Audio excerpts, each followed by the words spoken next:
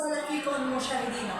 نحن اليوم في بلدة الشويفات لتغطية معرض الفن التشكيلي تحت ما يسمى لمسات الفن والإبداع. معنا الفنانة المبدعة الفنانة التشكيلية ليديا حلاوي.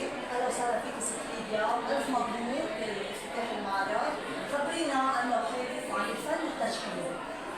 أول شيء أنا هاوية عن مسرح بس الفنانة. نعم. بس يعني هذا زمان بحب الفن بس من جديد صار الشغف عندي. اوكي.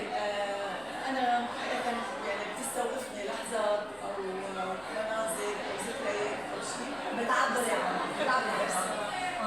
اوكي. بدينا من الهواية للفن التشكيلي، خلينا نشوف اللوحة، نقرب على اللوحة. خبرينا أكثر شو هي، عن حدا عم يدق موسيقى؟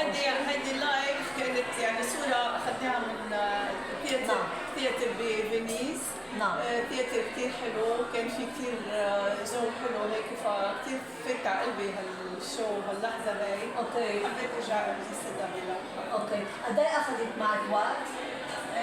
يعني أنا برسمتي يعني أوقات فرغت قدامي بالساعات مش بالأيام، يعني مثلا لوحة بهواي بتاخذ شي 20 ساعة. اوكي. خليني كيف. ثانك يو سو ماتش. ميرسي.